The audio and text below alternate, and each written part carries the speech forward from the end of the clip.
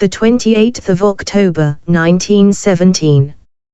Son, you know how I said Lenin wouldn't succeed in overthrowing the Russian government, my father called out from the kitchen, his voice carrying a weight that made me pause.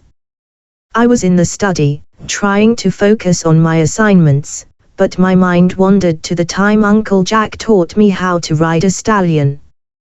That memory was a bright spot, a rush of freedom and joy. Uncle Jack owned a farm in Georgia with cattle, horses, and sheep. He had what I imagined was the perfect life. Yes, so I responded, not fully paying attention.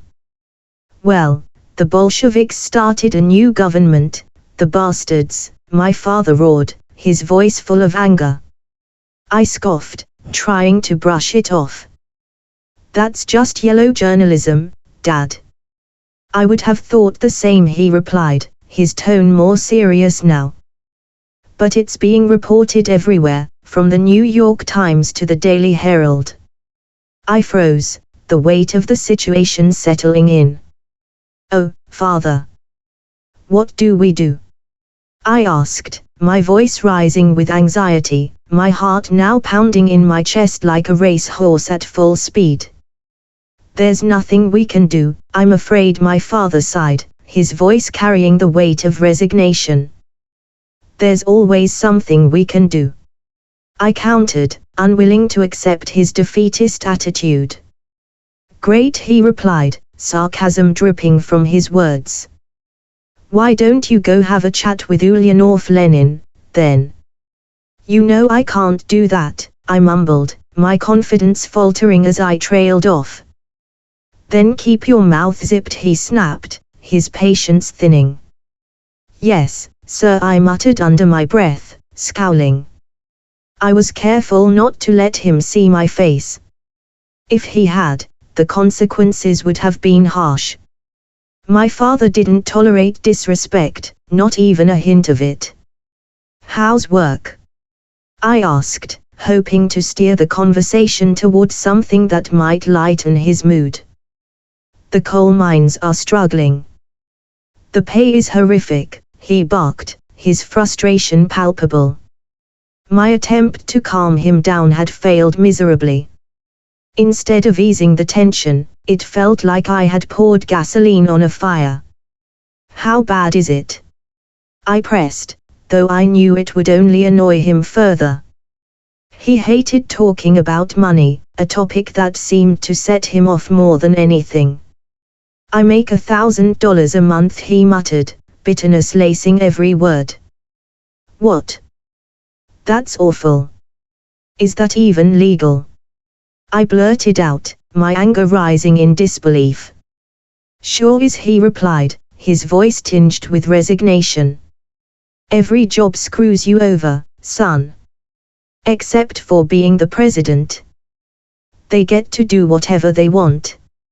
I'm sure that's not true, Father, I tried to reason, though I wasn't convinced myself. Sure feels like it is, he grumbled, his frustration seeping into the silence that followed. What about Teddy Roosevelt? He fought for the workers, I reminded him, trying to make my point. He's the exception, he replied with a smirk, not backing down. Still counts, I shot back, unwilling to give in.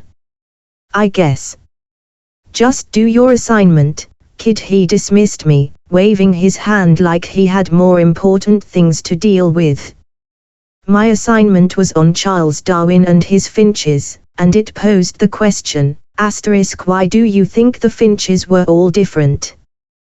Was there a purpose to them having different beaks? I sat there, thinking about Darwin's observations on those tiny birds scattered across the Galapagos Islands. I wrote. Yes, the finches had adapted to the environment of the Galapagos Islands. Their beaks varied in shape and size depending on what food sources were available on each island. Some had strong, thick beaks for cracking tough nuts, while others had slender, sharp beaks for catching insects. These differences allowed them to thrive in different ecological niches, ensuring their survival. Evolution had given each species what it needed. Asterisk. The next question was almost too simple. Asterisk. What was the name of Charles Darwin's boat? Asterisk. I jotted down asterisk HMS Beagle asterisk without hesitation.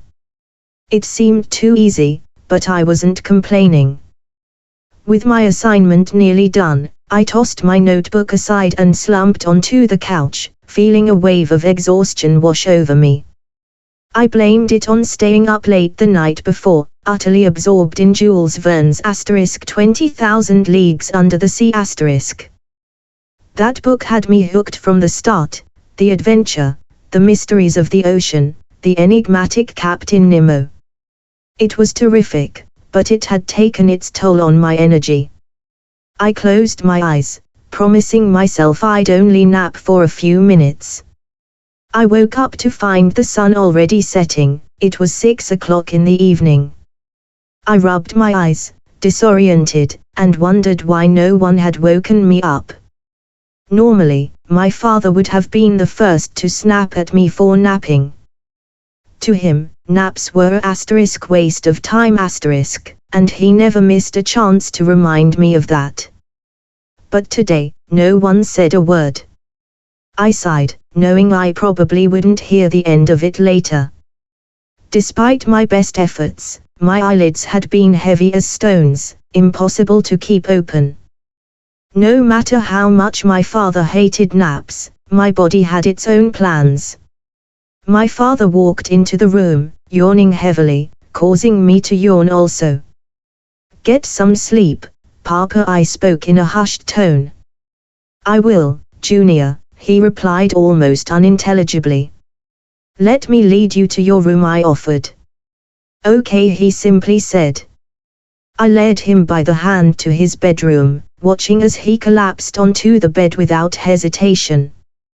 He must have been exhausted to give in so easily.